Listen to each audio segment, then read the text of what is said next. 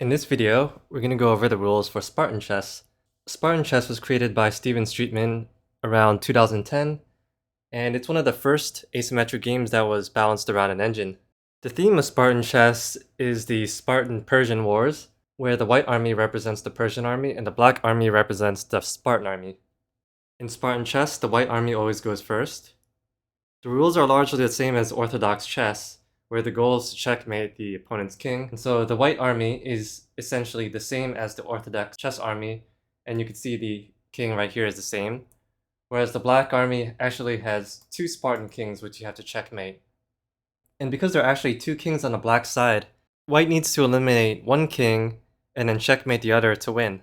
This also brings up a unique feature called dupla check, which is when you check both kings at the same time. So for example here, if there is a white queen in this position, both kings are checked and this is dupla check. If both kings are unable to escape being captured, that's actually called dupla checkmate, and at that point white wins even though both black kings aren't eliminated. So that is one of the major rule differences due to having different kings. Another major difference is that the Spartan army also has completely different pawns, which are called hoplites. I'll get into their exact movements in a bit, but the key is that they move different than your standard orthodox pawns, and because of that, there is no rule for en passant. Finally, black does not have a rook, and because there's no rook, the black side cannot castle. Regarding pawn promotions, as in orthodox chess, the white pawn can promote to all their side's pieces, while if a black hoplite gets to the other side, then it can promote to all the Spartan pieces. Other than that, the general rules are basically the same as orthodox chess, including repetition rules, stalemate rules, etc. So with all the general rules out of the way, let's talk about how the Spartan pieces move. So I've already discussed the king here, and the black king moves exactly like its white king counterpart. It moves one square in any direction. It should be noted that if you have two kings on the board, you can move one of your kings into the line of fire, which would normally not be allowed. So here, white can retake with his king, but now that you're down to one king left, moving into check is no longer allowed. Next up is the hoplite, which is the Spartan pawn. And the Spartan pawn is basically like the opposite of the orthodox pawn. So whereas an orthodox pawn can only move forwards, but attack diagonally forwards, the Spartan pawn can only move diagonally forwards and only attack straight forwards.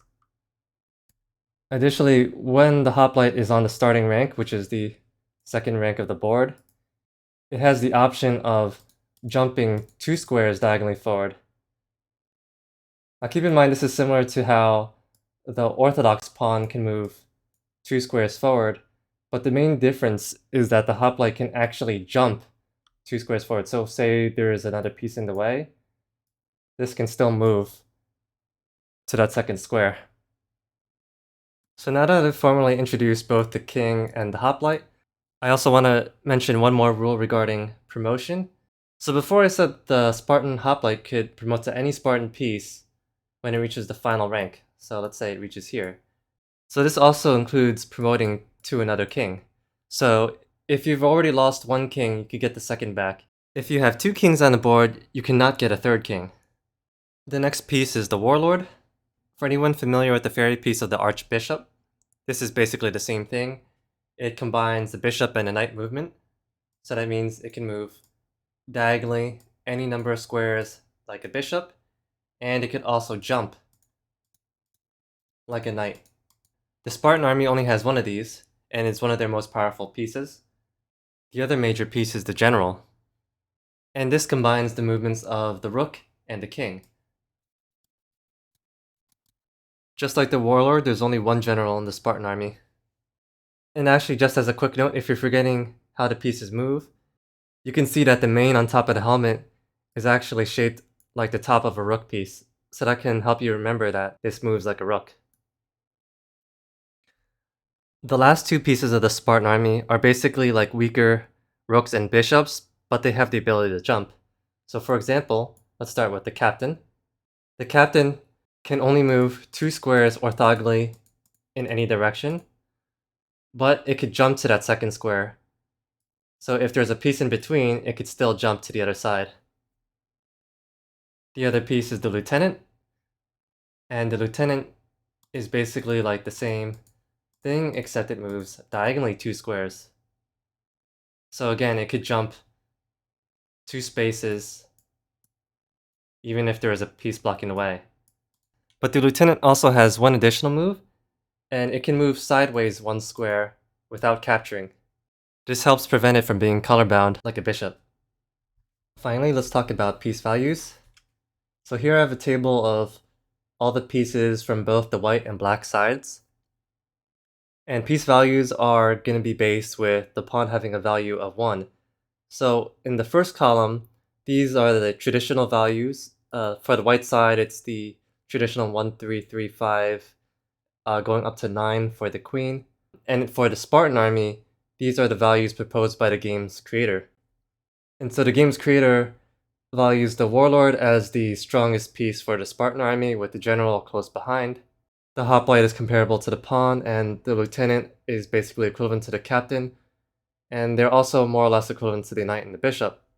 Now on the right column, these are the values generated by Fairy Stockfish after being trained with a neural network. Again, this assumes a value of 1 for the orthodox pawn, and starting from the bottom, we could see that the hoplite is actually slightly better than the orthodox pawn. The game creator was basically dead on with the lieutenant and captain being roughly equal in value, around 3 to 4 times the value of an orthodox pawn. And these two are just slightly weaker than the bishop, which is in turn weaker than the knight. The extra king is worth a bit more than a rook. But here's where things get interesting with the strongest pieces. According to Fairy Stockfish, the general is actually slightly stronger than the warlord, although these numbers are so close that you can basically treat these two pieces as the same. And if you want to get really technical, then a king plus either a lieutenant or a captain is worth slightly more than either a warlord or general. And if the white player trades both the knight and the bishop for a warlord or general, then the white player would come out with slightly better value. Anyways, those are the rules for Spartan Chess. Feel free to give it a try on Pi Chess, where you can play against not only the AI, but also other players as well, including tournaments. And if you'd like to see more videos, please don't forget to like and subscribe. This is blasphemy! This is madness!